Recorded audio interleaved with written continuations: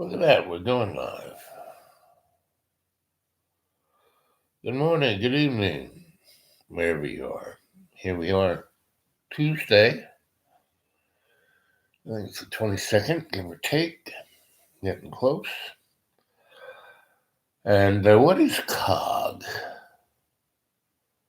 Continuing of government, continuous, negative. It's when, in the 1950s, the Cold War looked like it's going to go hot. And good old Ike started a thing called a doomsday program. And that was a continuity of government after a nuclear exchange. And all the cities were burning rubbles like Hiroshima.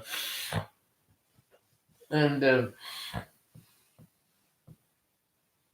we kind of needed somebody to keep things going. Hopefully, you could come back from that. I mean, the more they did research, that's why it's doomsday. I mean, so much dirt would be thrown up in the air that, no matter, even if you were you were out in the middle somewhere where no nuclear weapons hit the ground, like where I am, the fallout would come, and you'd have a few inches of truly highly radioactive material, and you couldn't grow anything, and you know. Anyway, so they made their plans and built their bunkers, and got their little dark black budgets, and went along the way, and really just a few people in Congress knew about it, and that's the way it was. But as time went by, as we got in the 80s, I mean, in the Richard Nixon days, and especially in the Jimmy Carter days, when Sid Brinsky, that's when they started, FEMA, Federal Emergency Management Authority, and that's was supposed to be the group that would, handle, you know, the end of times, and then they kind of made it for, hurricanes and things like that. Well, let's make this doomsday thing something good. That was Jimmy Carter. But really, what it did, it made it normal. Doomsday to be normal. And then, when Ronald Reagan got in and, started cutting this and cutting that, and, trickle down economy and the New World Order, 1,000 points of light, basically brought war to everybody, We offshored all the middle class, um, you know, good times in all those cities, Cleveland, Trenton, all the manufacturing places were hollowed out, sent to the third world, sent to China. And we took all of our materials, all our manufacturing, and we, like I said, sent it to the third world in China. And we basically sent our whole drug industry, to places like, Puerto Rico, which was still part of America, but still the third world, and to China, and we didn't make that here anymore. All our clothes went to China. We don't make clothes anymore here. We don't even make thread here. We don't make nothing here. So when you have this big product chain spread across the world, and it allowed certain 4,000 people to make an extraordinary amount of money. And between 1900 and the year 2000, the mortality rate, the number of people per 10,000 who would die, went down, down, down, down, right? First in the United States, and then the rest of the industrial, after World War II, Europe, Japan, South Korea, and, all those places, because education, healthcare, and, um, food became better, right? And so first it dropped precipitously in the United States, and then afterward to the rest of the world kind of went that way. There was one big blip in the 20th century, and that was the flu pandemic of the early 19th century, 20th century, and it shot up, and then it leveled out, right? And but all the other mortality rates kept going down, down, down until the year 2000, right?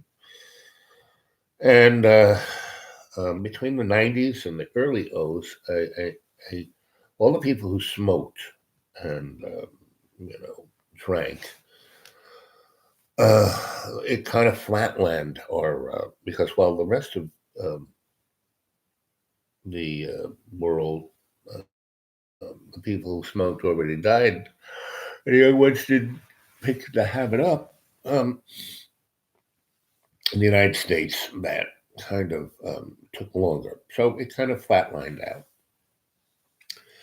And between the early O's and now, what eh, our death mortality rate is higher than the rest of the world because of deaths of depression, you know, drug overdoses, alcoholism, and suicide.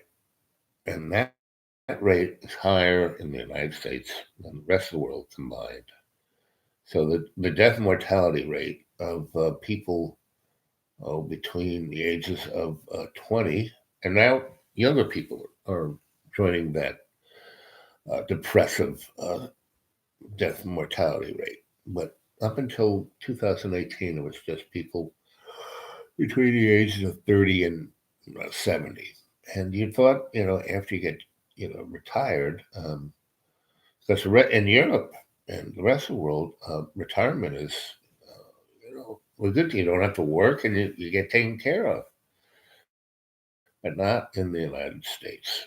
You know, you are left in depression because you are elderly in America, and I can tell you from experience, I'm living on, you know, less than $500 a month, and I have to live out in the, basically woods, and I don't have any expenditure. Now, it seems like that's become a lucky thing for me in this moment of the plague, because I don't really have contact with people except with you guys on the internet. Hmm, let's see. How many people are aboard? Oh, three. Anyway, so here we are, right? And last night I was watching Dark Journalism, and he's doing a really good series on COG, and continuation of government. And basically, in the 80s, what happened, Ollie North and Dick Cheney and Rumsfeld took that and reworked it to basically make it a fascist tool, because they were having these wars in South America. What we're experiencing as the gangs and the crime and the drugs all came from those three guys, and a bunch of others. And they brought, into our government this concept that, okay, America's, no longer making washing machines and TVs. What are they gonna, what's their economic base? War, right? And Eisenhower, when he was building a military industrial complex, which he told the people to watch out for because he built it, he knew what it was. He left out banking and education because they're part of it too, and also the media. So we're being controlled by the media. Noam Chomsky's book, Manufacturing Consent, is a good bellwether of what's going on. And, we are, as Chris Hedges would say, at the end of the rope of the American experiment here, and our empire is, turning into a nightmare, especially when the, you know, uh, difference between people of success, people with who make more than 75,000. They're planning to give $1,200 check to everybody, every household. And it's really interesting because you're not going to get one if you're making over, um, you know, $500,000, let's say. And I don't really know, um, anyway, what the cutoff point is, but from that point down, it gets less and less. A guy like me who have nothing, who should get a little bit more, I don't know what we're going to get or how we're going to get it. I do get a Social Security check, which goes into my debit card, and I do have a mailing address. Hopefully, it'll go into one of those, right? But who knows, right? But what's happening is we are slipping into martial law. California, basically Noonan, who's kind of a, if you look at his political history, he in San Francisco, he's got a lot of black little marks, a lot of like corruption, and really, and basically all the politicians in America are cut from the cloth of Donald J. Trump. They're no one is lily white. No one is not corrupt. No one is not taking the check. No one's not, got someone to serve. And it's not their constituency. They're serving the corporate state. And so here we are, right on this precipice. Now, whether this is going to be used as a beta text, see how much we can take, before we even step into, the Hunger Games, because when you look at it, I don't know how many people are dead now, but it's really, less than, the frigging, flu, the flu of this, 2019-2020 season is about 19,000, right? Between, October and now, it's about 19,000. October of 2019 to today, it's about 19,000. Not, I don't have the statistics in front of me, but as best as I can remember, that's about it. So now this, yeah, somewhat uh, no novel virus, NCV-19. It's killed probably, again, I'm not a statistics, I don't have it right in front of me, but it's probably less than the average flu. Right now, the one thing that is very, I'll just call it novel 19, N19, right? The only thing about N19 is that it's very contagious, right? Or seeming so, right? Now, I don't, go out much. I'm out in the middle of the woods, but I do maybe twice a week go someplace where I can get a signal to you guys or buy a little bit of food. My, my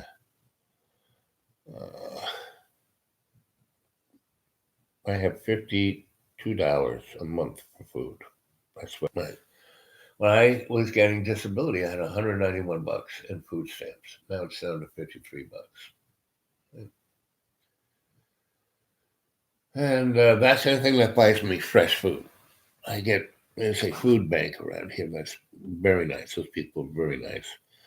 And I get canned food, and I get kind of really kind of proteins. And I have nowhere to really cook them the way they need to be cooked, so I can't eat them. Canned food, I can kind of, eat it out of the can.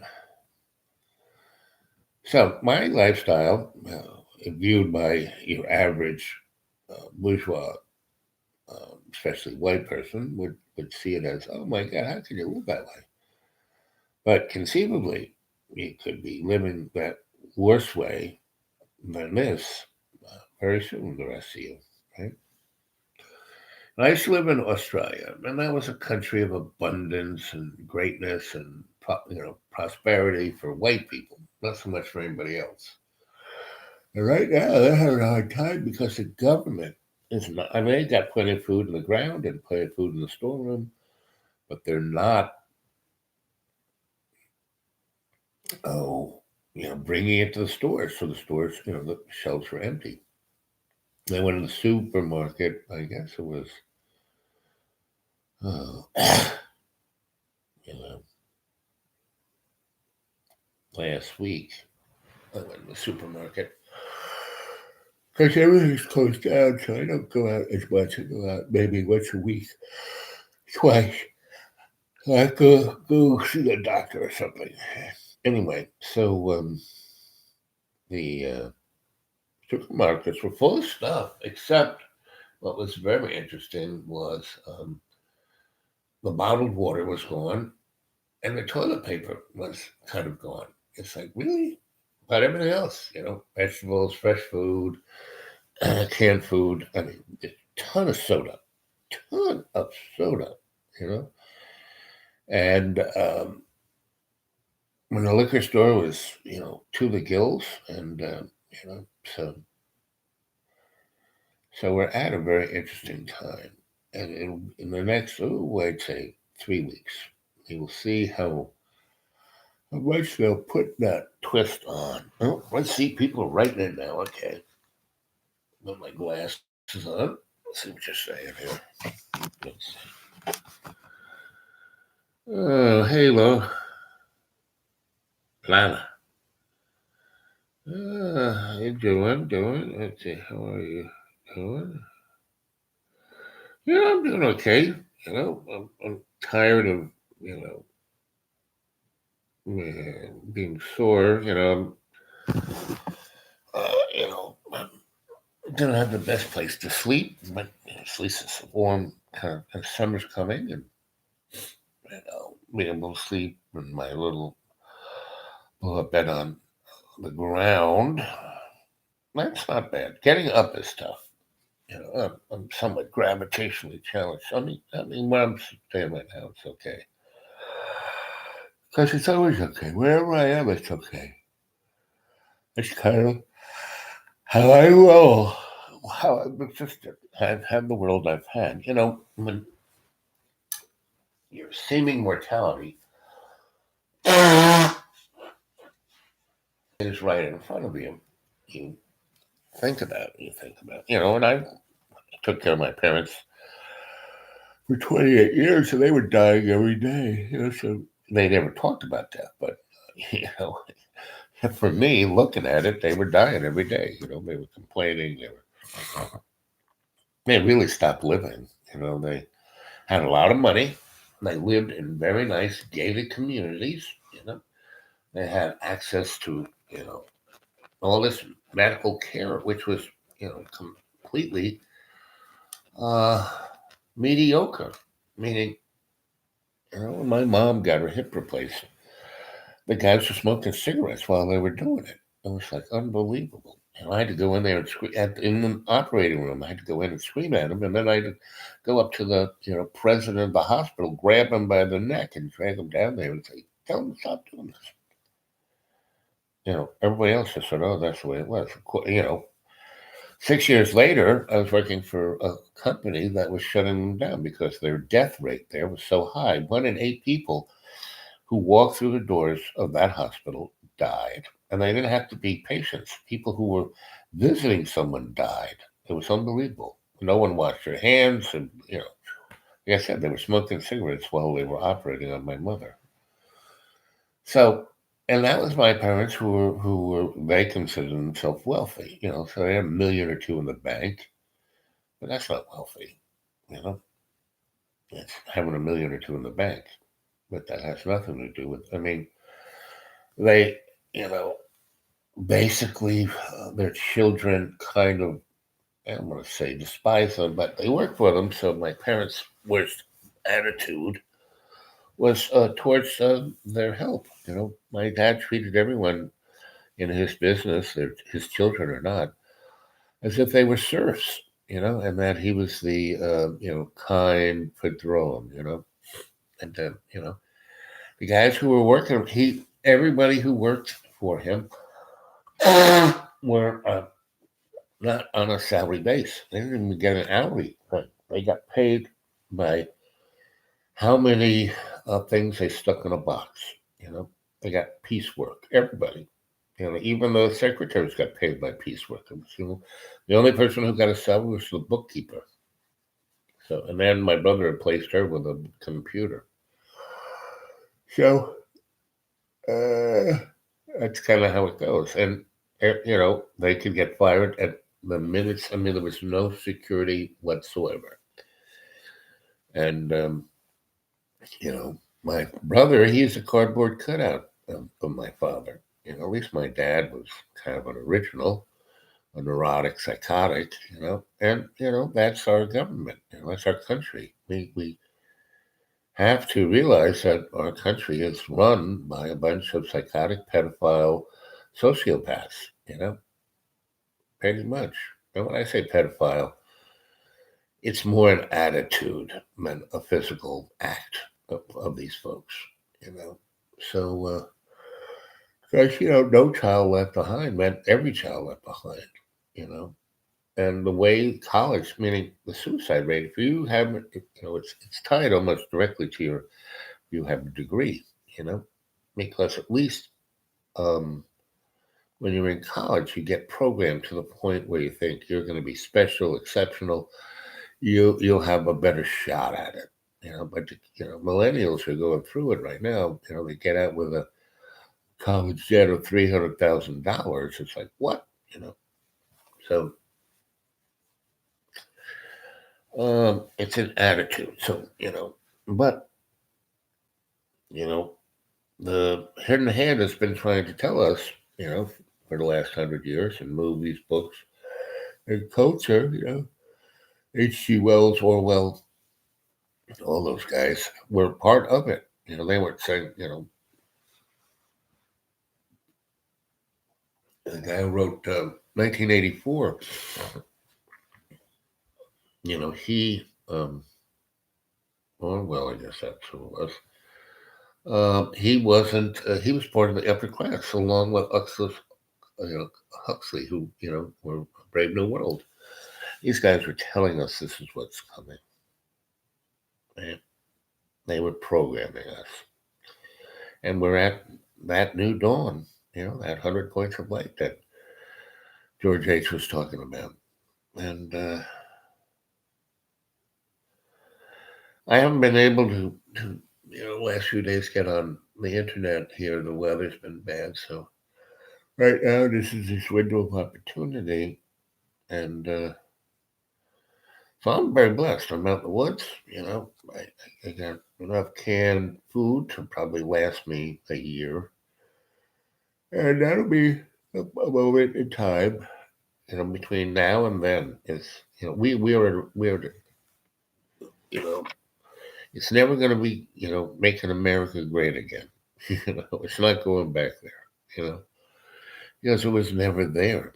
It's time to move forward into making America you know, great now into the future.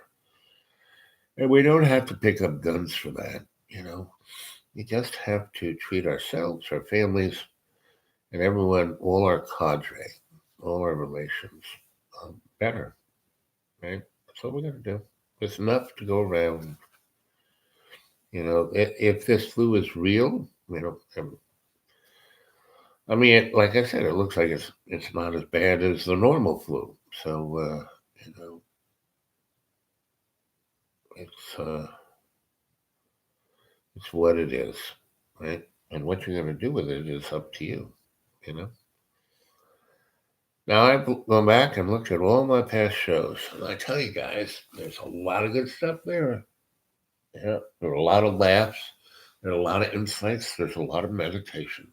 There's a lot for you to get through what you have to get through. The gift I've given to you is that. And you know, I'm just, you know, it's early spring. Um, where I'm staying, my friend, and I don't know what he's going to do, but he's at a point of, you know, everyone's at this crossroads. Right? Me, I'm just going to go into the woods and relax, sit on my hammock, enjoy the day. You know, and I suggest you guys do the same. And as this last week when I was looking for Social Security, and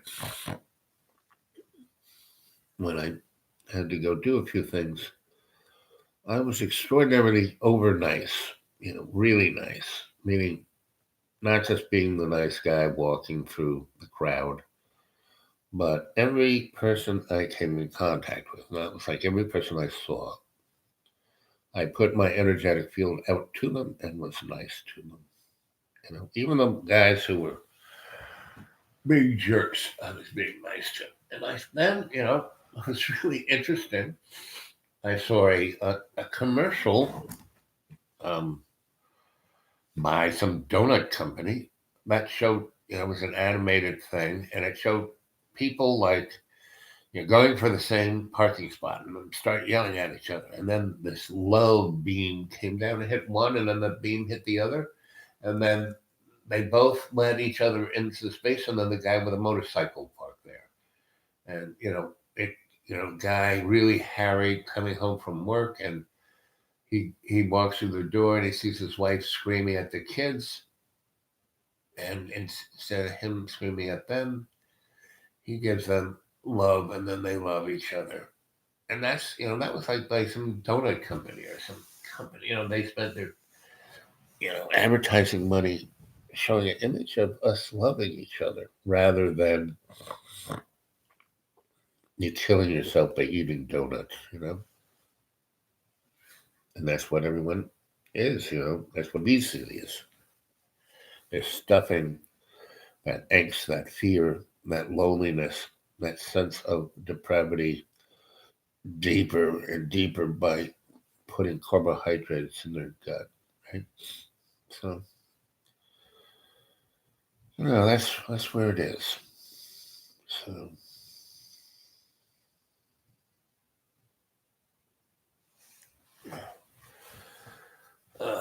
I really love everyone of the cadre, especially those who are there right now. Lana.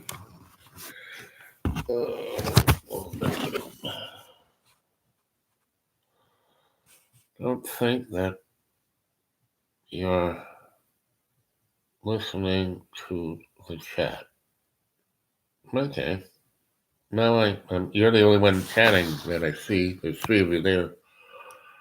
And you say, yo, Bobo, hey, how you doing? I'm doing okay. Doing? Yep, I'm doing. How are you doing? How did it go? A crazy person. She left, and she's, Midwest someplace. So I'm listening. I'm reading. I had to put my glasses on. If you wear glasses, especially these cheapo guys, they kind of any little bit of grease turns what you're looking at into a smudge. So yeah, whatever is going on, it's never a big for me anyway. I've been through so much stuff and early on I learned how to navigate, and that's what life's about. Your life is about experiencing amazing bliss and amazing tragedy at the same time, and it's supposed to give us a perspective on what we're doing here and why we're here. And my at least understanding for myself, and through that, to look at the rest of humanity, the rest of the people, on this globe. This is a garden of paradise. We have enough for everybody, and yet, 4,000 people own everything. 4,000 people control the lives of 7 billion people. And not in a good way. They manifest for war and pestilence and starvation and environmental catastrophe. And they're not doing it by mistake. They're doing it on purpose, And they think, or they may think they're doing the right thing, but they're not, And And that's kind of the thing I look at. That's what I'm schooled to do, to look at these trends.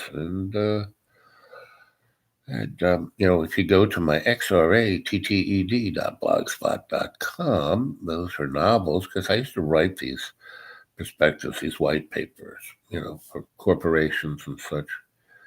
And yeah, they paid me, and a few of the people would read them and then come and talk to me about it and go, go look at this. And, for 20 or so, 30 years, well, that was a nice life. I liked it, you know. They paid me pretty good. I went around and I got all these college degrees without having to go to college, meaning I was at the school utilizing the resources, going, finding the smartest people in the schools and hanging out with them and talking to them and writing things and showing to them, what do you think, instead of doing the monkey work that matriculation is. So I got the best characteristics of an education without the hindrances of them, which in a way is a hindrance unto itself. Whenever you were free amongst slaves, you know, freedom's not easy, Well, a lot of people, most people, will kill you if you try to give them any kind of sense of freedom or responsibility or independence, boy, they'll go after you tooth and nail, you know. So, uh, so there are a lot of people out there who are, doing their best. Most people are, you know. And if they would just lighten up on themselves and the people around them, they would have an easier time of it. Like the lady with the sheets, There was nothing really. I mean, I tried to be nice. I tried to wash, you know, a sheet that, got, I didn't even know who, it was like funked up. It was like behind the washer was, covered in mouse turds and mold. And I put it in the washing machine and tried to sanitize it. And the machine doesn't work that well. And so it squirt a lot of. Sorry, something went wrong. Try again in a few seconds.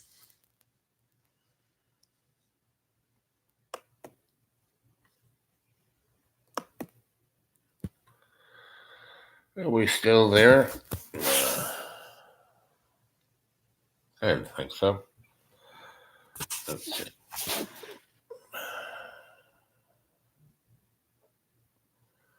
Well, there's four of you there. So what do you think? Let's have a little. So Anna, she tried, how am I doing? I'm fine. Blah blah. How's the lady with the sheets? She's going. And she's like a storm who blew through, right? And then you're not listening. Well, you're not talking. That's it. Yep, still there. It was. So what do you guys think of all of this? I'm just kind of strolling along here, amazed that I actually got through into the internet. So I'm waking up here in bed. But how are you guys doing? You're all over the world. You're seeing different things. What's it going on in your country? I'm gonna get up and get a cough drop. My throat is dry.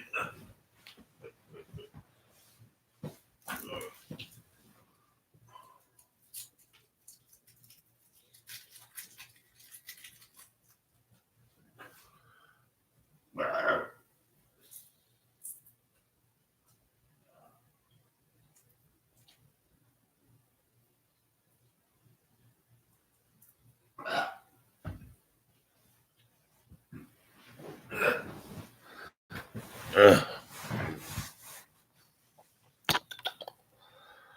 uh,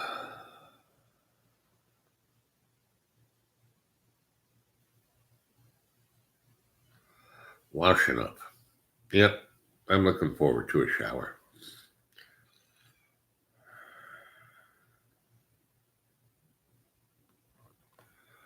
Uh, guys, if you were to type this stuff in capitals, then I could read it. My, small cases, so small I can't see it. I have to imagine what you're writing. Let's see. Uh, First day of 3 week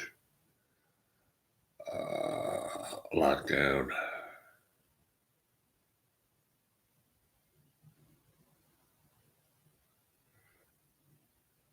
Trying to keep well. Again, it's do good things for yourself. Do you got the time now? Read a book. Write your novel. That's what I'm doing.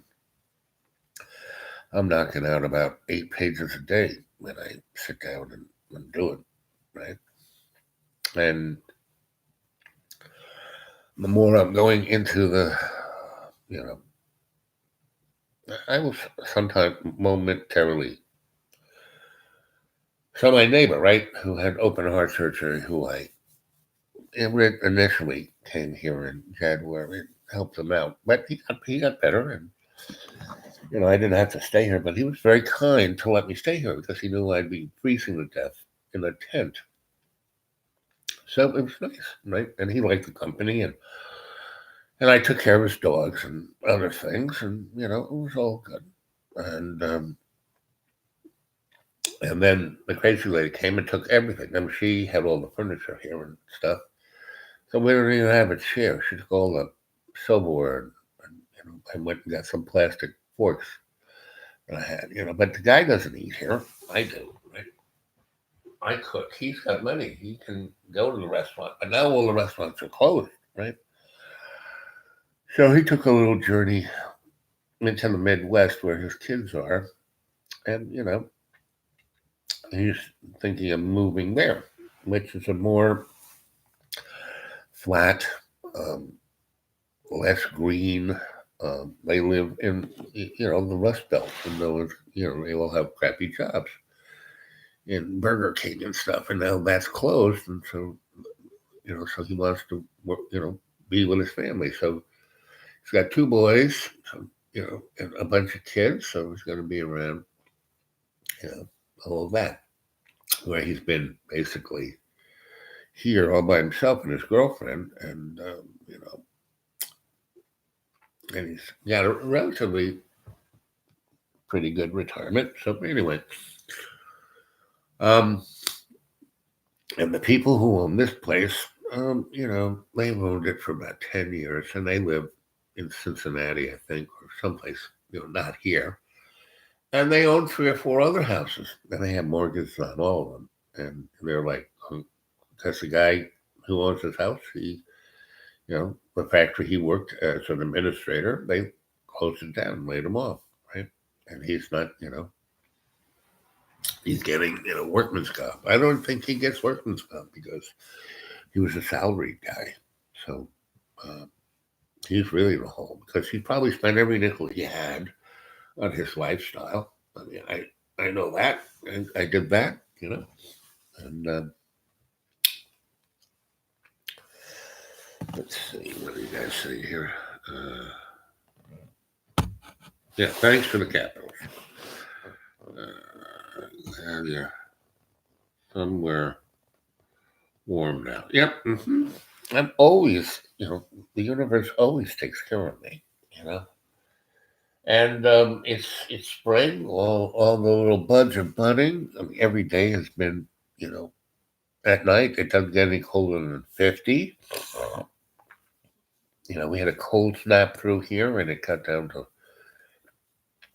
42 for one evening. I can deal with that.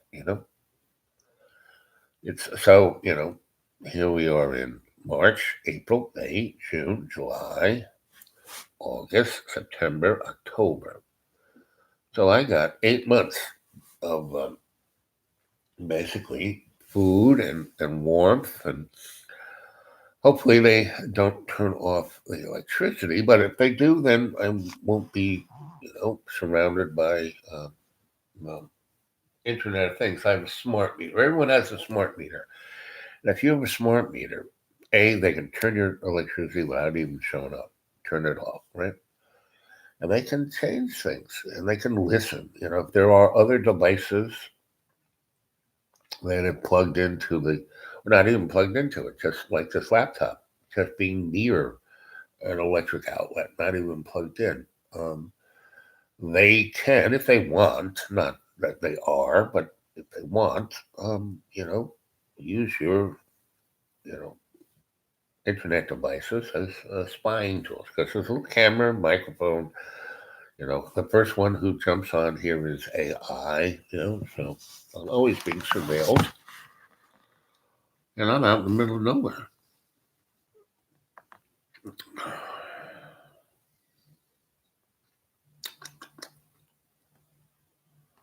Uh, uh, uh.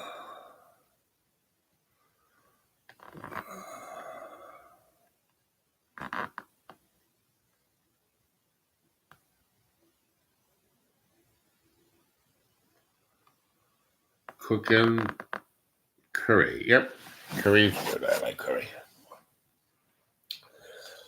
But these are a time of great opportunity for our soul, right? The time of opportunity of business, I think, is going to wane because technologically, you know, by the 1940s, there were they had the technology that was portrayed by Gene Roddenberry in Star Trek. You know, the replicator. You know, unlimited power. You know, the flip phone. Medicine that can pretty much cure anything. So we have that technology. Right? Now, the other interesting thing is that our history is unbelievably ancient. Billions of years old. And yet we're given a comic book of the Bible. Which is just a social service manual by the hidden hand to keep us in line. You know, so good reason to have a war.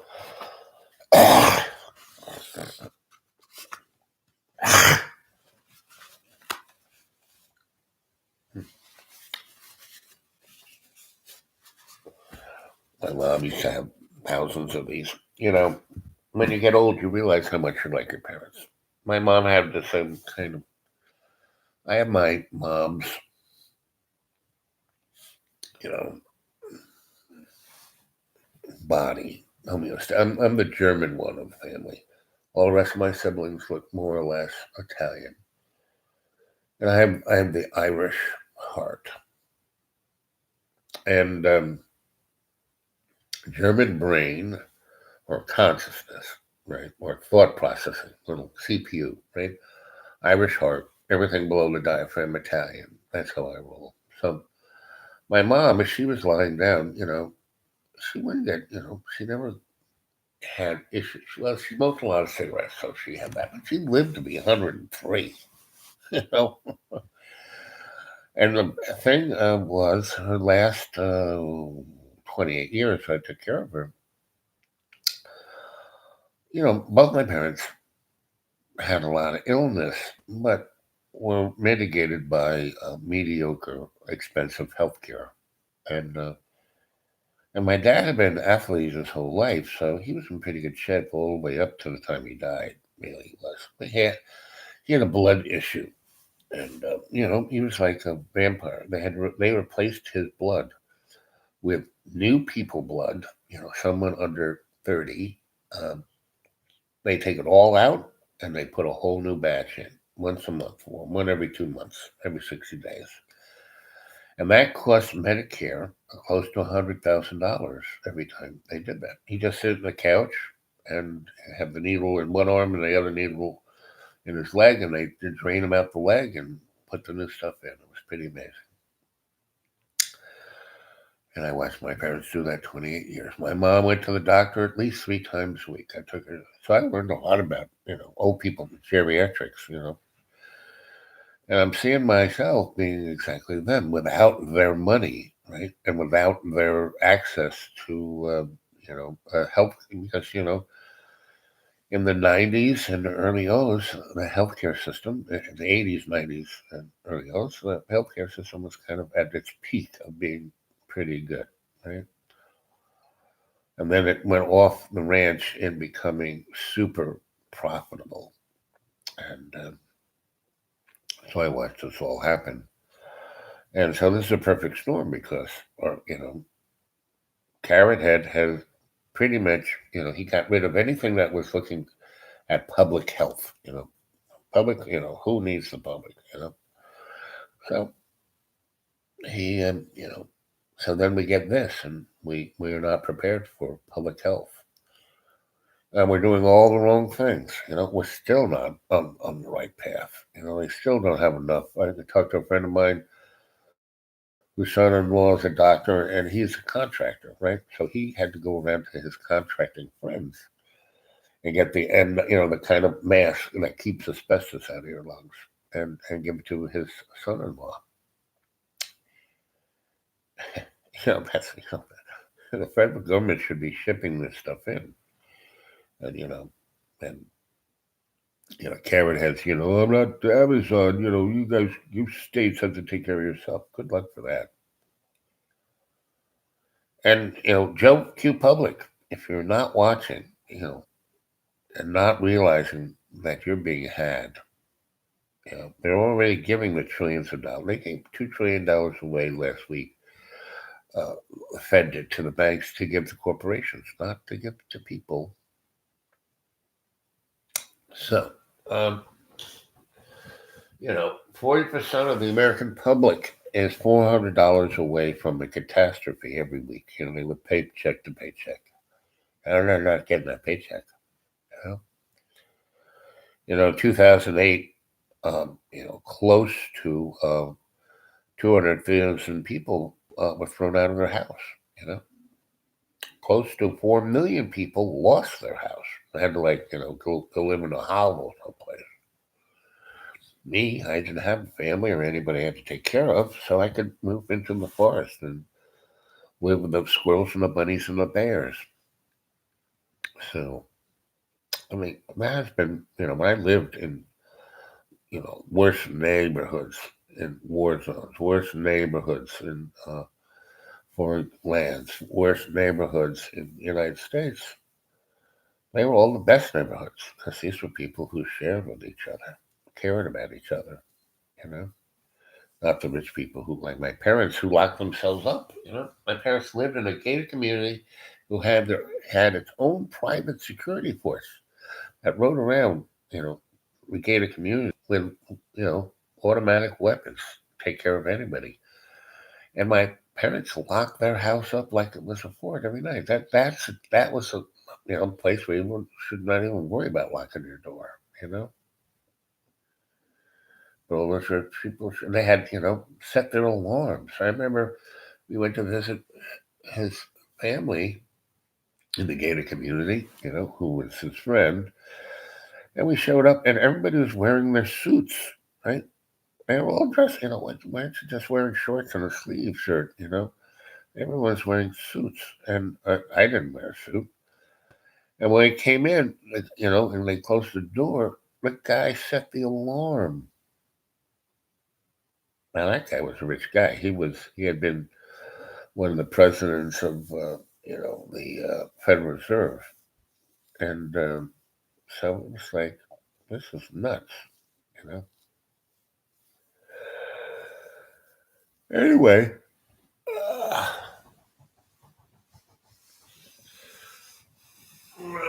so I suggest you guys, what do you think here? Let's see. Yep, somewhere more. Yep. Uh, whenever you're in an uncomfortable position, you should just think about, okay, why am I uncomfortable? I mean, you should always use the circumstance to self-reflect. Right? That's really what our species is supposed to be doing, being self-reflective, not thinking, oh, what do I want? I got to get this, need that. No, it's like, how am I doing? Am I doing the right thing? How am I feeling? You know, why, if I'm feeling bad, what's the cause, right? And how can I mitigate itself without having to step on somebody else, right? Uh, let's see, what time is it? Almost 10 a.m. Okay. Well, I want to take a shower. Maybe make some oatmeal. So,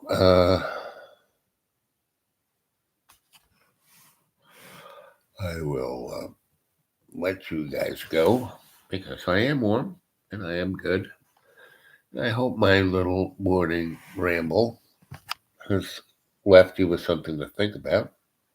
Let's see some of those thumbs up. I can go see my novels. I'm working on a new novel called Legacy. And the first blush of that is on xratted.blogspot.com. And you can go get a hold of me at, you know, the dude awake 42 at Gmail. Right? And you can, I'll do my best to get to you. And I'm glad I got to you this morning. I'm waking up here. You're seeing me in bed. If we were amours, this is you would have this view. I mean, be hi, honey, how you doing? Oh, you look so beautiful, so sweet. Anyway, so you have a good day. Let's see.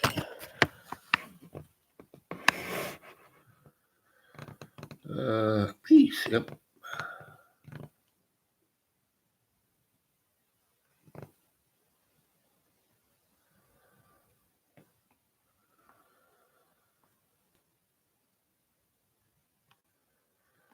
Yep.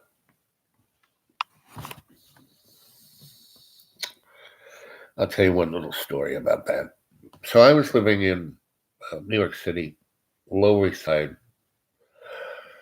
Second Avenue apartment off of uh, 6th Street, I guess. The Hells Angels were down the block. It was a pretty rowdy, raunchy. Second Avenue was like the junky Walmarts, meaning everything they sold along the street between um, the Bowery and um, 16th Street, Houston and 16th Street. Anyway, then Bowery Road, went into Second Avenue. Anyway, so if you wanted a toaster oven or something, the newly stolen stuff was on Second Avenue, and we lived just right off of that.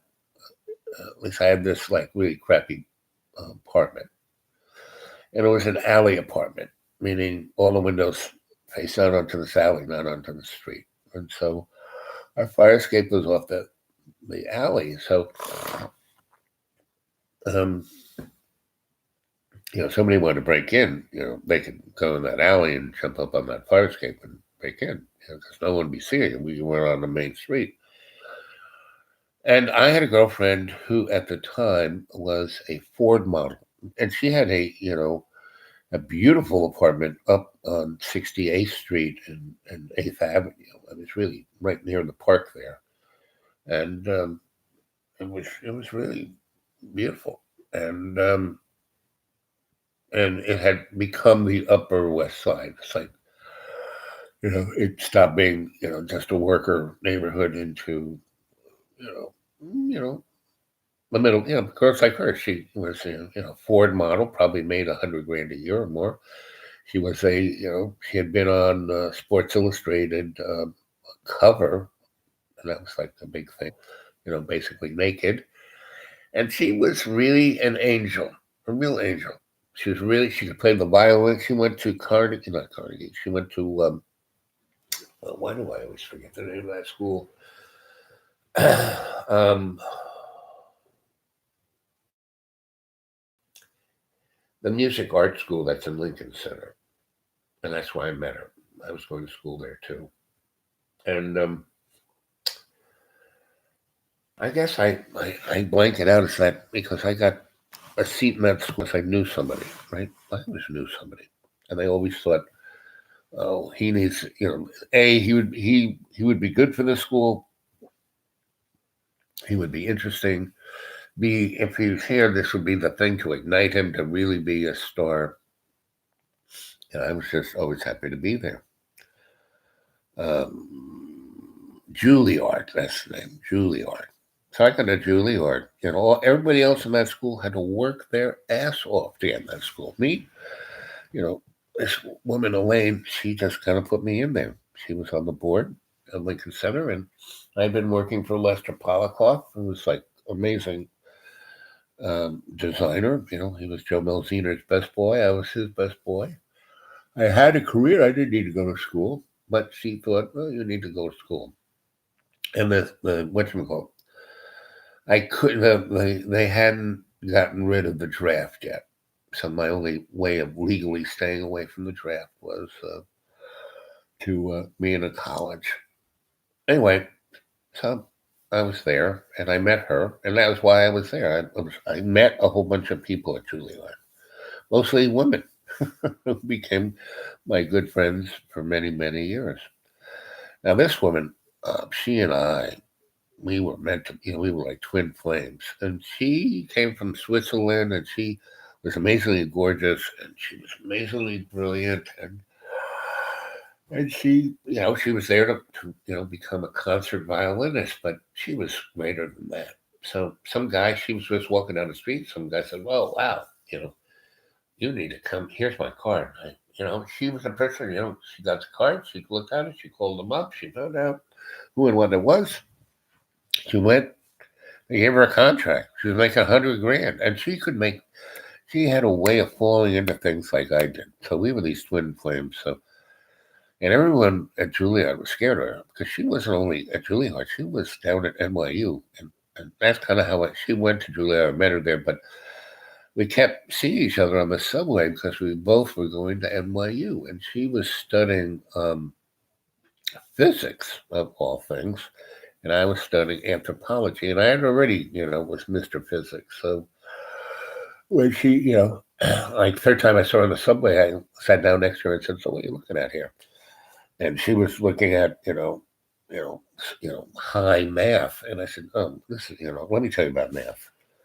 And I said, "It's a joke. It's all made up. Algebra, trigonometry, they're made up just to explain something that no one can explain." And she got it like that. And then she went and was like top of that class. And just me telling her that and her understanding it like that made her go, "Wow, I like this guy." And I was basically the first person, I mean, not the first person to be intimate with her, but to make love to her. And that set her on fire. And that made her, she took that kind of fire. And when she got the gig being a model, she would take the fire that we had and put it into her in front of a camera. And that's what made her so successful. So that's what made, and she realized all these things. So that year and a half that we were together, so we had this amazing, beautiful apartment that was hers. And then we had this like sleaze hole thing that was mine. And she actually liked the sleaze hole. She liked the sleaziness. And this is when, oh, it was just before the 1970s and the severe crash and everything. And so the Lower East Side was still vibrant from like the old day thing. So all these, you know, Polish and Lithuanian and German restaurants and kind of beer halls, right? And she came from Switzerland, so she had the dramatic thing in her, and so she loved going to the beer hall and dancing and getting drunk, right? And and I was doing nightclubs, so she loved going to nightclubs and discotheques. She was a dancing fool, and and she was really good at. She didn't drink that much. She would drink champagne, right? and good, only good stuff. And guys were so drawn to her that they would buy her. She would get the crystal, right? And she'd always introduce everyone as her brother, right? And so I could assert the kind of protectiveness. If she said, "Oh, this is my boyfriend or my husband," then they could be competitive. But as her brother, no, they couldn't compete against that. So, I mean, that's how smart she was. I mean, the first time she said that, some guy was like hitting on her big, and I was doing my little schmoozy thing, and I came back, and she's like, you know, they're in the VIP thing, and he's got her, almost like web around her, and I just kind of stroll in. He goes, "Listen, what are you doing here? This is a VIP lounge." And the bouncer guy goes, "Should I get him out?" And I said, "No, Joey." He says, "Okay." And I sat down, and she goes, "Oh, this is my brother." And so I just went with that. I said, "So," he goes, what's that bouncer?" I said, "Yeah, I own the place." Of course, I didn't own the place, but Joey would go. Everybody in that place would have gone along with that. Even the guy who owned it would go along with that. And so the guy, "You own this place?" I said, "Yeah, yeah. You know, this is my business." And by saying that was like I'm a mobster, right? And because I worked for mobsters, I could say that, even though I wasn't even close. I was just their electrician, right? And I wasn't even on the arm, meaning I didn't owe anybody anything. But I was, they appreciated me because I took care of their business, on time, on budget, no worries, everything always worked, And so, anyway, so we had that kind of life. It was really a beautiful life. She had whatever money we needed, she had it. I had my own money, so I didn't have to go for it. We had this palatial rich people place and this kind of really, Tin Pan Alley kind of place. And so one night it was really hot, and to keep the window open, I had a gate where the window was, where the fire escape was. And to keep the window open, you couldn't have the gate closed. So you had the window was open, the gate was open, and anybody could just climb up that fire escape and get in. It was so hot. We were asleep and we were naked. We didn't even have a sheet on us, and we had, we were whenever we were this close to each other, we were doing what bunnies always do, and we were always we were always sweating. We were. It's like going to the gym. This was our gym, and so she had a tipped uterus, and I always wore baggy and wore no underwear. So I was basically infertile, and she couldn't get inseminated. So it was the best of birth control. We didn't have to worry about it. We didn't have to take any chemicals to screw yourself up. And if she wanted to get pregnant, she could. She just had to be. Or first, the turkey baster would have to be put up there and at the right time. But for us, it was all good. So we had just finished, and and she was like a guy. She would fall asleep. I was a cuddler, and so she's like, asleep, and I'm, you know, just kind of meditating there on the experience we just had. I was like in the glow of it all, cuddling with her, and she liked to be cuddled. She was a spooner. So anyway, and she was always, I'd be spooning her and cuddling her, and if I was coming to strength, she could sense that she'd wake up and she'd go for it again. She do it all night long. So, like I said, I was going to the gym. She was getting a good workout, and so anyway, we were in a very, very. She was definitely asleep, and I was getting there, and all of a sudden, I kind of heard a rattling sound by the window because, well, like we had this one kind of table that I kind of put in front of the window, so someone would have to move the table to get in. And so I kind of, was lying next to her, spooned up to her, and I heard this kind of sound of the table moving, and I kind of just kind of looked up, and there was a mirror, and I could see right in the mirror a guy coming through the window, and he had the biggest knife, big nasty knife, right? And I kind of rolled over to put my back to her to face this guy and look at, pretend I was asleep, but crack my eye and see what was going on, what I could get to protect us. I had no weapons, so nothing. So, because I knew everybody in the neighborhood, that was the best safety thing you can have. Know everybody,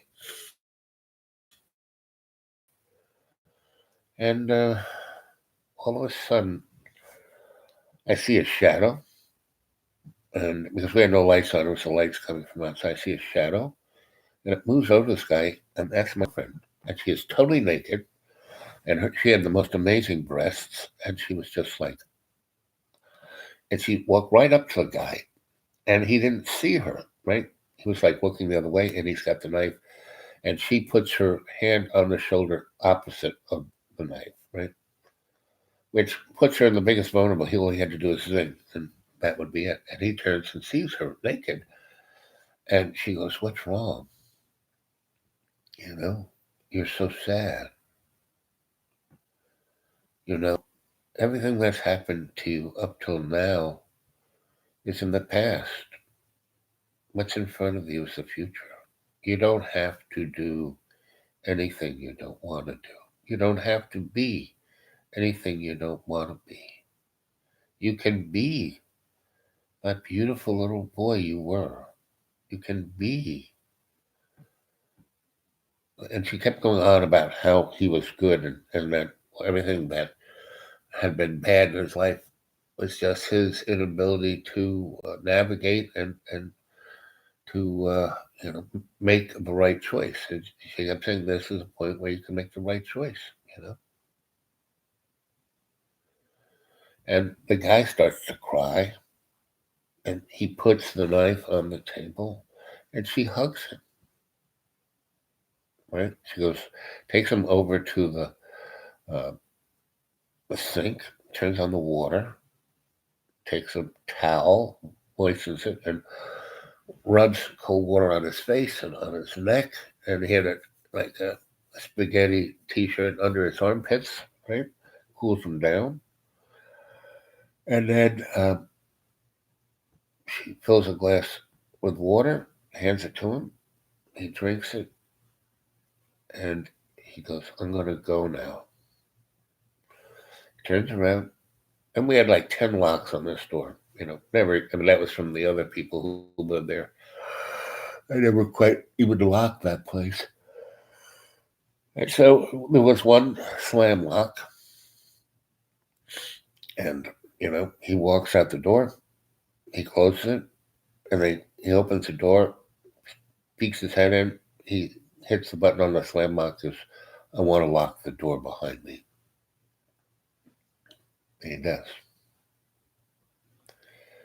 And that was a miraculous moment because this is probably just before the embargo, 1971. This was just before I went off to Vietnam, not Vietnam, to New Mexico, and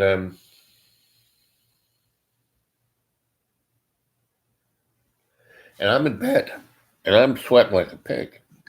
But she doesn't even have a glisten on her. She's like cooled way down. And she gets in, and she snuggles me, and she goes, "Honey, are you awake?" I go, "Yeah, I just saw that. That was amazing." She goes, "That was a miracle. I think I'm an angel." I said, "You are an angel, baby." And so that was like, July, or the hottest, really hot. So July, early August. And so she's getting to be real famous in her modeling thing. And then she goes, "I'm moving to Europe. You want to come?" I says, well, I don't have a, my passport is somewhat dimmed, and if I use it, I will definitely get flagged, and off to Vietnam I go. So I think I'm kind of stuck here for a little bit. And she goes, well, you can stay in my apartment. It's paid up for you know at least another 4 months. I said, okay, that sounds great. I'll do that. She goes, yeah, take care of the plants, find a house for them, sell all my stuff. I said, you don't want that apartment? You got a lease on that. She goes, well, we'll make up that mind, but I'm going to Europe. I said, okay. And so she went off to Europe, and I didn't see her for another 3 years. And then she came back in my life, and we lived in Westbeth together. I got a loft in Westbeth because I was an artist, and we lived there for 6 months. And she really, really, really wanted to have babies and get married, and that's why she came back to New York. Not to do modeling or to play the violin. She wanted to get married, and I had already been married. Um, this was in the '80s, and I had gotten divorced from Don, and I didn't know if I wanted to be married. And I had a couple of girlfriends before she showed up, who were artist girlfriends who became, Richie famous artist girlfriends, and they had their career, but they loved me because I was in the art world and cool and the dude and all the above. And but when my Swiss girlfriend showed up, and so we lived 6 months, and again we had another great 6 months in this great loft, and we were involved in all this stuff, and it was really good. We had a lot of great friends, and that West Bethel was an amazing spot. What's his name? The guy who wrote the Illuminati trilogies. He lived. I mean, everybody in that building was famous, and we had our own pub in that building. We had our own art gallery in that building. We had our own like little restaurant in that building. It was like the thing. All the people who helped make Soho were living in that building. So, and Stephanie, that's her name, Stephanie. And so, and our good friend Suzanne, Art for the People. We were doing these great political art shows all over New York, not in galleries but in public spaces. It was public art, and it was quite a fun time. We were doing you our a table of TV show. We're still doing discos. It was still well known for Xenons and Danceteria and the Mud Club and Wetlands. Those were the four big clubs that I mean, I was involved in lots of other clubs, but mostly just keeping them going. Those I lit and wired and made, brought the monster to life. So that was quite an interesting time. And to have Stephanie with me. Anyway, her father showed up, who's become, Davos kind of guy, you know, and he said, she showed up at her loft. He goes, I'm staying at the plaza. Why don't your kids come to dinner tonight? I said, oh, sounds good. You know? And he gave me his card. He said, why don't you go drop by Brooks Brothers? I told them you were coming. So we did, We went down and outfitted me out and dressed me up. And I went to a barber and got really clipped nice, right? So I could fit into the plaza crowd. And I went in and we had a nice dinner with him. And then he said, oh, there's going to be an event here tomorrow night. Why don't you come to that? Here's the invitation. And again, it was the Davos crowd. And he was introducing me as his beautiful daughter Stephanie, the famous model, concert violinist. She's this is her boyfriend, right?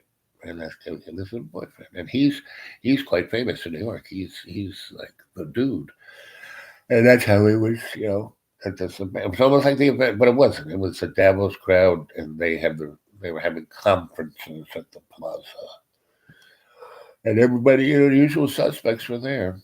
But, the Rockefellers, the Rothschilds, the Shabinskys, all the underline of the CFR, and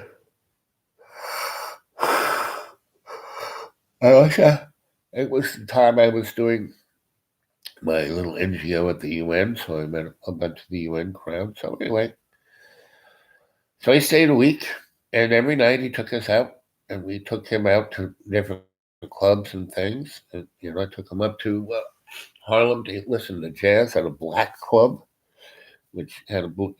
He said, "Ooh." So and it was like really, it wasn't like drug den. It was nice, nice, nice place. It's like a high end, the famous. Um, it was like the Stork Club, or any of those clubs that were up in Harlem in the 20s that were for white people but run by black people. Anyway,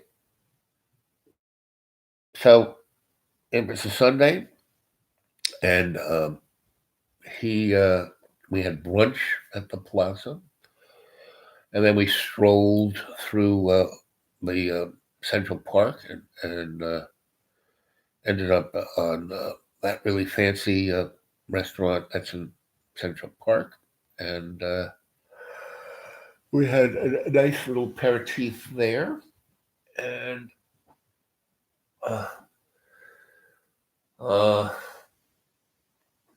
my girlfriend, she had a shoot the next day, so she was going to go, get things together in her apartment, and well, no, our loft, not her apartment. No, she still had that apartment. It was like her like getaway when she wanted to be by herself. She goes, "I'm going to go to my apartment and get myself together for tomorrow. Why don't you boys, you know, enjoy the afternoon here? It's nice to keep having an aperitif." And I said, and he goes, "Why don't we have dinner at the plaza? I'm going to leave tomorrow, so why don't you, meet us over at the plaza, in a couple hours, So she said, "Okay, sounds like a deal." So she went back to her apartment. I stayed there drinking really special liqueurs with him and eating really special yummy things and talking about everything, right? And he wasn't like talking down to me, he was talking with me, right? And it was quite interesting. Because this guy, definitely powerful, definitely, now this guy was rich, right? Billionaire type rich, right? So he goes, you have been with my daughter longer than any other man, and you have treated her like the queen she is. And you're a prince for that. And he goes, "I would like you to marry my daughter." And I said, "Well, sir, you guys are." He goes, "No, no, we're not of a different class. You have you haven't been brought up like I was, or like she was, or don't have the wealth that we have, but you live, you exist, you uh, shine yourself as one of us. You are one of us. You are one of us more than we're one of you. You know, the only thing that you don't have is our money, and that doesn't seem to be a problem. You live very nicely without any money. So I want you to have money." And he slides a check. He takes a check out of his pocket, slides it over $1 million. Right? He goes, "I want you to marry my daughter. Right? For every year you stay married, I will give you one of these checks." And I was like, he goes, "You don't have to, you know, answer now, and you don't have to answer anytime soon. Yes, this is a check right now." And I said, uh, I kind of slid it back to him. And then he slid it back to me. And I slid it back to him. And he slid it. And then I said, I'll keep this. And he goes, when I see that you cash the check, I will know that you will be, um, you know, in contract with me. And I said, okay, not a problem. So I didn't get mad, didn't get upset, didn't get any of those things like in a huff. What I did was I not only put that check in my wallet, there's a little special place for that wallet. I stuck it in there, and in the morning when she went off to her her gig, I went over to my bank and I had a safety deposit back there, and I put that $1 million check in the bank, right? And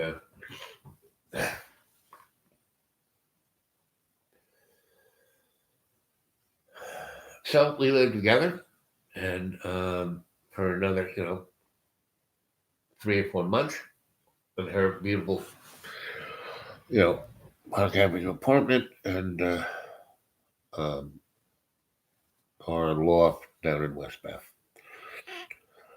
And I never cashed that check. Never put it in, never went down to my bank or and opened up a special account for that. And never did that. And I had you know, went down and got my passport redone. And because part of the thing, he said, I want you to, marry my daughter and come live in Switzerland. You know, you have a place in my organization. That's really, he was like, employing me. That's what he was doing, right? And part of that employment was to take care of his lovely daughter. But he was going to use me for other things, right? And that's kind of, by that time, I kind of got a little tired of people using me. I mean, I always got the better of the deal, but I was always being used for something, right? And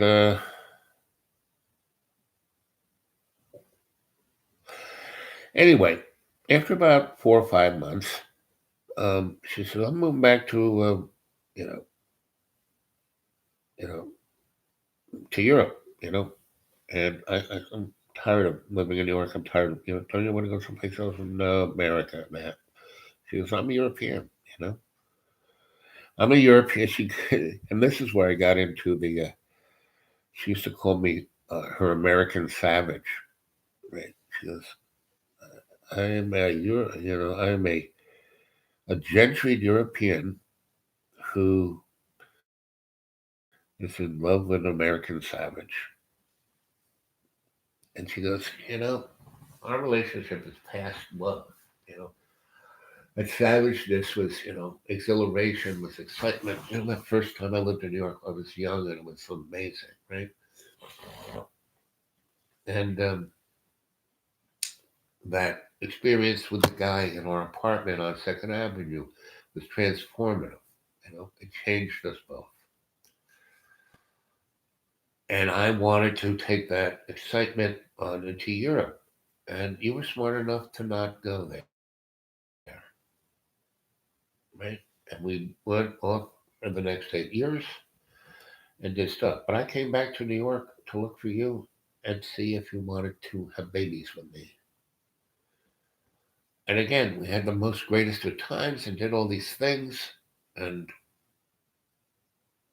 you know, I left 4 or 5 months here waiting for you to ask me to marry you, and you didn't.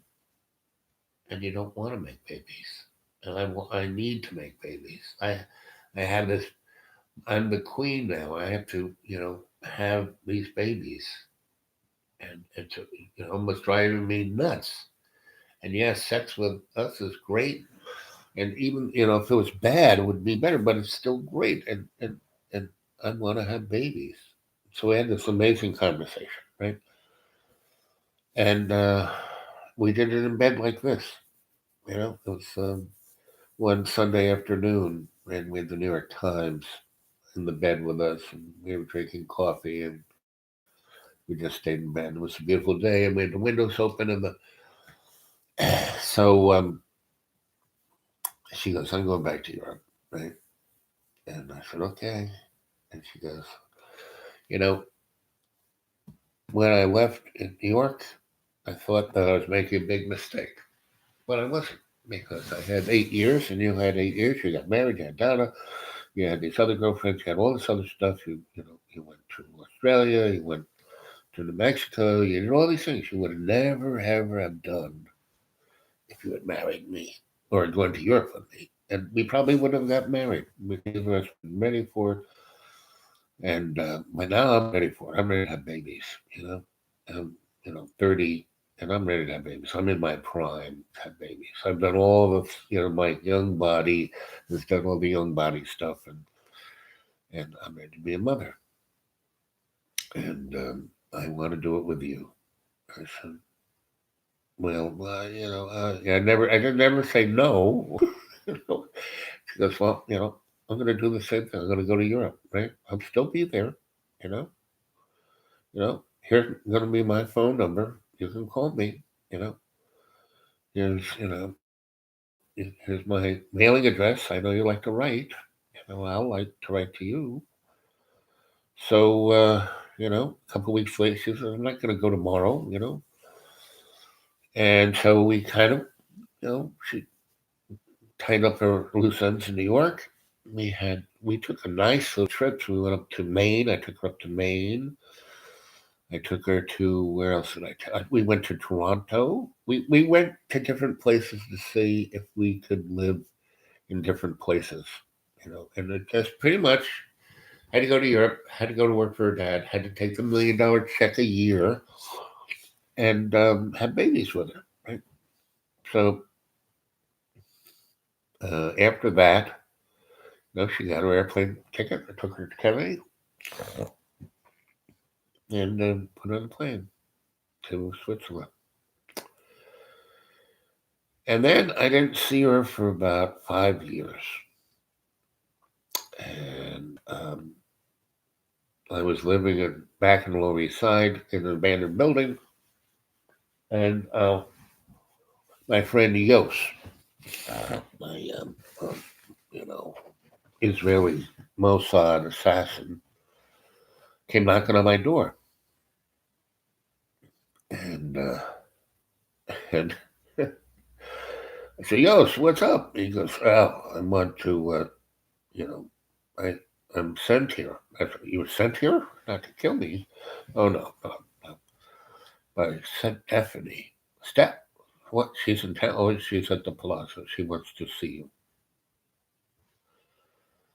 And so I go with him back to, and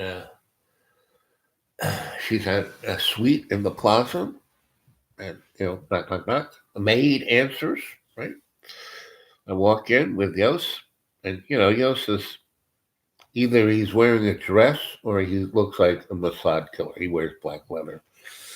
Anyway, he's in a black leather outfit. So I walk in, and there's Stephanie sitting on this really beautiful couch with a baby at her breast and about four other little kids running around, right? And she was like alabaster white. And all these kids have curly hair and, you know, uh, tan, darker skins. And we're all running around, and she looks at me, I look at her. She smiles, this beatific smile she always had when she looked at me. And she patted the seat next to her, and she's got her breast hanging, both her breasts kind of hanging out there. She's got this dress that has two loops, and you just little buttons here, then the whole front falls over, and she's got these beautiful breasts. She always had these beautiful breasts. And I sat down, and she goes, "You want to suckle?" I said, "Well, maybe later, but not amongst all these people." And she kind of laughed. She goes, "Oh, they're younger days." She went, I thought twice about it. I said, honey, we're in our 30s, and you're a mom. You're a queen. Look at this place. And she goes, yes. So she goes, and what have you done with your life? I said, well, you left. I stayed in your apartment for another 6 months, and then got a cat at the home, and gave the plants away again, and put somebody in there who will give you back your apartment if you want it, but they're being very happy there, and so they got the cat. So we did small talk, and then she goes, "Well, you're basically doing the same thing." And I said, "Well, pretty much, but I'm kind of married again." And she goes, "Oh, tell me about her." And so I told her about my second wife, a fashion designer. And she says, "Oh, I have a few of her handbags." Oh, I didn't know. Oh, that's interesting. And I said, "So tell me about you." And she goes, "Well, I didn't fare as well." I said, "What do you mean?" And she goes, "You got the kids you wanted." She goes, "Yes, but after you, I waited for you for a number of years, and got into concert violining. I got my violin back into par around the world in quartets, and I went to Saudi Arabia, and I played for the king, and I met a prince there, and he was quite nice. And since he was handsome and really rich and really adored me and treated me like a queen, I saw that if you weren't going to show up, he was the best next thing. And my father had a prenuptial drawn up to protect me. And then the one thing I had to do was move to Saudi Arabia, which I did. And I was like a queen. But after we had our first, the first two kids we had were girls, and then we had a son. As soon as he had a son, he changed. And he became not the soft, sensitive guy that I liked, but the hard ruler of in the Saudi family. And then we had another son, and then we had this little baby. And he separated the first. He kind of had his. He always had his own part of the.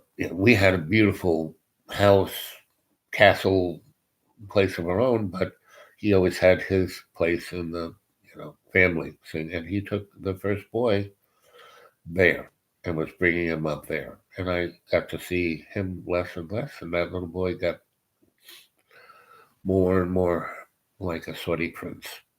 And so I told him I was coming to New York to do some shopping, and then I'd take the other kids, and here I am. And I'm not going back to Saudi Arabia.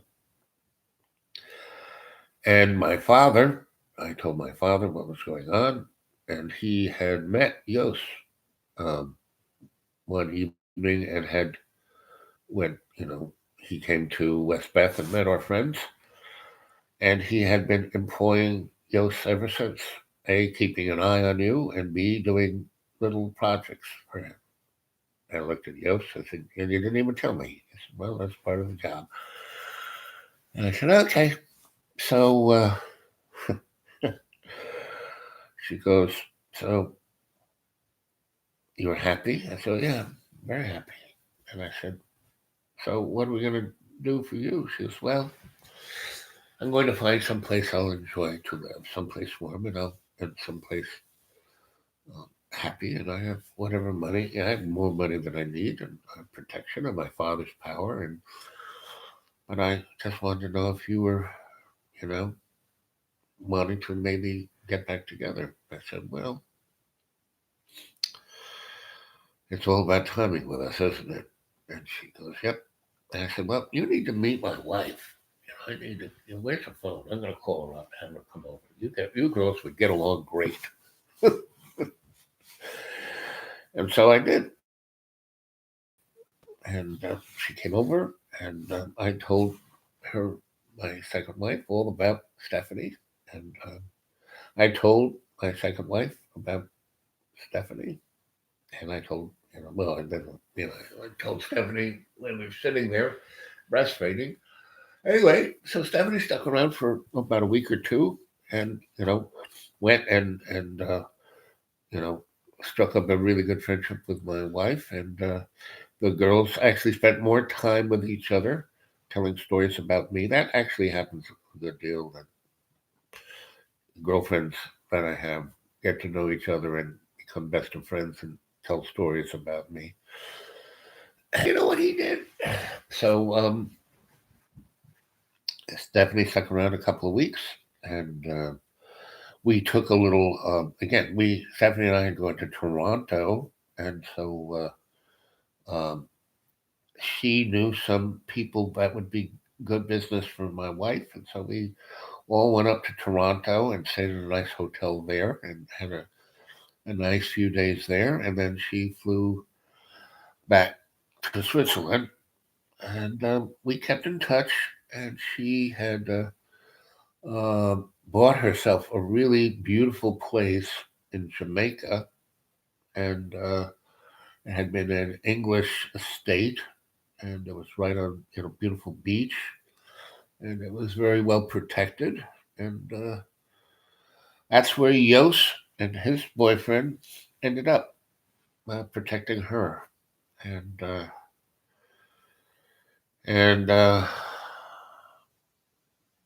then when my second wife died, and I was in the pits of hell of the Lower East Side, uh, Yos showed up and said, "You need to get away from this." And I said, "Oh no, I got this and I got that. I hope I need to take care." He said, "No, you're putting yourself in harm's way." And he said, he handed me a letter from Stephanie, and Stephanie said, this is the right time. You can come and have a good life. You can be a good father to these my children, and there are things you can do here. And I actually was too suicidal, you know, because I was working for the New York City Housing Authority. I had a choice of leaving hell and going to heaven and staying with this woman, and I chose to stay there. And then I got shot, and that's when my friend Cornell came and just basically picked me up, threw me in their car, and took me to Cornell. And that's when my career as an itinerant scholar started, right? And I got another letter from Stephanie when I was at Cornell saying, you can still come here. And then by the time I had a girlfriend, but she was just a girlfriend. She wasn't Stephanie. And I basically chickened out because by the time I left Cornell um, to go to UNC, I got a letter from Stephanie, and she said, "I met a man, and he's a very good man, and he's a little older than us, and he's been married, and he has money, and he wants to marry me for all the right reasons, and I really care about him. And that window that you had is gone, and now you will go do things just like you did last time that you wouldn't have done if you had been with me. So don't feel like we had some great things. We both would have never been who we are today."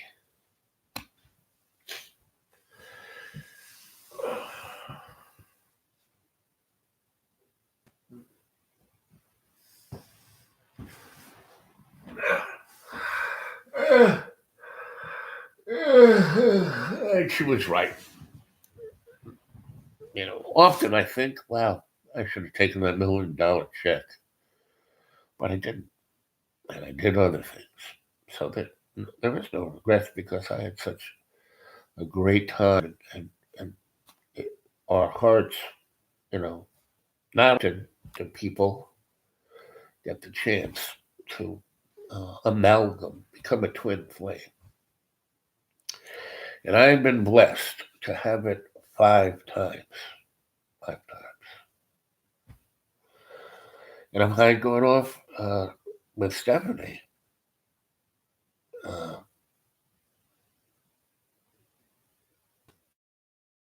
I would not have had four of those other twin flames. I would have just had her.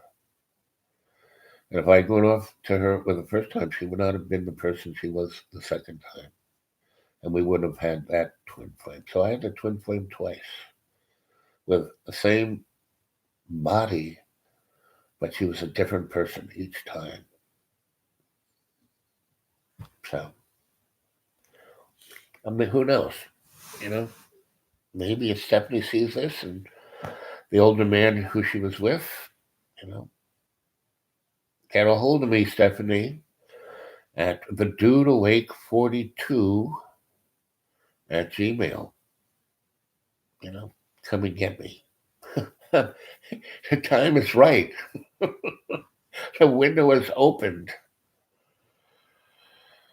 Well, gang, I've spent about 41 minutes telling you that story.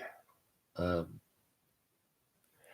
most of you were only three of you. The only one who stuck it out was AI. I love you, AI. You're always there.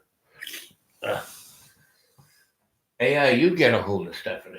If anybody can get a hold of Stephanie, you could.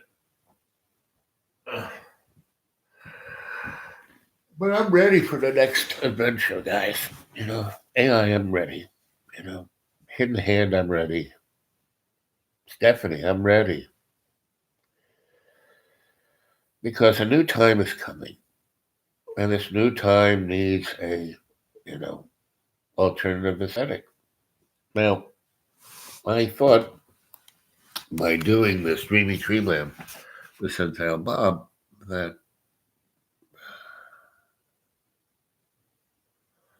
uh, uh, uh,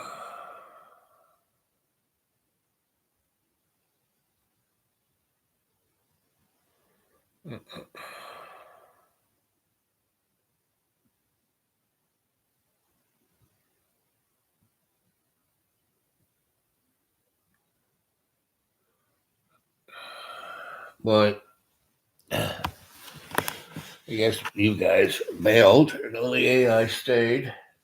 Uh, uh, so that was a sweet little tale. Might be, like I said, this time needs an alternative aesthetic, right, from where we are now. And I know you, Hidden Hand. I've been around you. I've worked for you. I was married into you, right? So I know you're flailing around here. If you're ready to throw this cute little experiment of America into military martial law for what? For no reason at all. Oh, it's time. You guys need an alternative aesthetic. You need your Sensei Bob. You know, I'm here to serve you in love's co-creation, and that's what you need. So I'm ready for it. Send the limousine. You know, I'm Jeff Bezos by grant publishing for lots of money and publish my novels and turn them into movies. Like Stan Lee. You need another Stan Lee. Stan Lee stood up. Stan Lee, for all those years, just kept knocking it out, right? And now Stan Lee had the vision and the discipline to keep at it. Me, I'm a dilettante. I'm a master of whatever I do. That's my dilettanteness. I was doing some electric work yesterday, and I was going, oh man, I got arthritis in these hands, and they're still, doing the magic. You know, so because it's nice. The thing I always liked most about electric work was that you could do it extraordinarily well and come to a completion where the thing was perfect or as good as the material world could get it. And it would work that well from, right? When I close the box, I don't have to open the box. That's why I'm successful business wise as an electrician. Thing about doing any of that kind of trade work, the thing that you lose money on is you have to keep going back and fixing it. Meaning, with you do new work, right? Maintenance is a different thing, but that's our life is the same thing. You can, I try to fix the box best as I can, so I don't have to open it up again. So I don't get mad, don't get angry, don't get even. You know, so I don't give up, I don't give in. So I'm always kind. I am the doctor that does no harm, right? For a long time, I said Brookhaven, people used to call me the doctor. This is before the TV show hit America, before Americans knew about Doctor Who. And that was like early 80s. And because everybody, had, so I never told anyone my name. I just, people called me the doctor, Packer. Whereas all those other guys were like Professor Bob or Dr. Larry, no, that's just the doctor. So that's why I picked up the first rule of doctor do no harm, right? Because having the nom de plume of the doctor gives you an authority, right? And I never want, because, I didn't matriculate through it, just experience my way through it, which is, the word experience, um, the word education is understanding through experience. So, anyway, so here I am at a ripe old age, almost 70, and or 70 something. Yeah, 70 something. And, I do get in that phase. It's a live out in the world. I forget what day it is. There's one. Who else joined in? Oh, somebody joined in back. Let's see.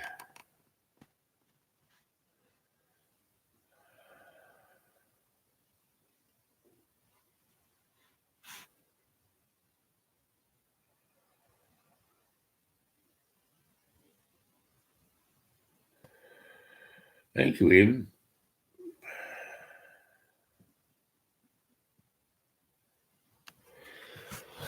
Thank you for sharing that. Should go back and see the story of Stephanie. And Eden, if you represent anything of the hidden hand, and you could, like I keep saying, I'm ready. Send the limousine. You know, I need a cohort. The cadre is the group. The cohort is the person who is ready for the task. You know, and the cadre, they're great. They're the chorus. They're all our relations. But the cohort is ready for the task. And you seem to be ready for the task. And the task is the development of an alternative aesthetic to the materialism that we have right here, right now. And every time an empire, a good example is the Third Reich, National Socialist Party, through, all of what Germany went through between the end of World War One and 1939.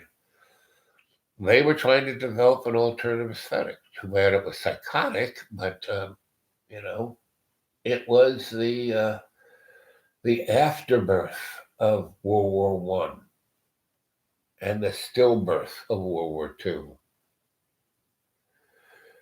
And we're still living in that stillbirth of World War II because through Operation Paperclip, the Nazis came into the United States and revivified all of its connections to wealth and power to what we got now.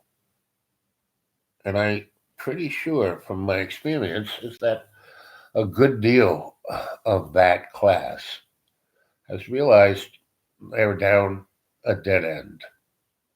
And so they're trying, like a dead fish in its last throes at the bottom of the boat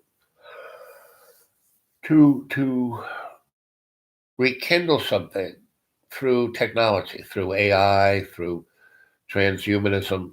But what is that scene out of Zardos, you know, when the big skull is thrown through the air, coming down to the bubble where the rich people live, in bucolic life, but all around are millions of the walking dead just bumping into that force field, chewing on their arm. And that's really not a good place to go, right? And Sean Conway played that character of me as a young man, as Stephanie called me, her young savage, right? I wish I had been as sharp and cool and intelligent as that character was, but I wasn't. And now I am old, not too old, but older. I'm an elder, right? I'm no longer the young dude. I'm an elder, right? I need some young dudes and dudettes, right? And they are, the cohort, not the cadre, the cohort. Cadre is, you know, where you find the cohort. So, you know, hand in hand, I'm ready. Let's see what time it is. 10, almost 11. So it's time to go take a shower, have breakfast, get on to what I was going to do. Okay? So, AI, I love you, buddy. All the rest, I'll try, it depends on the gods of the internet. I'll try and come see you tonight at 8 o'clock. Okay? Okay. That was right there.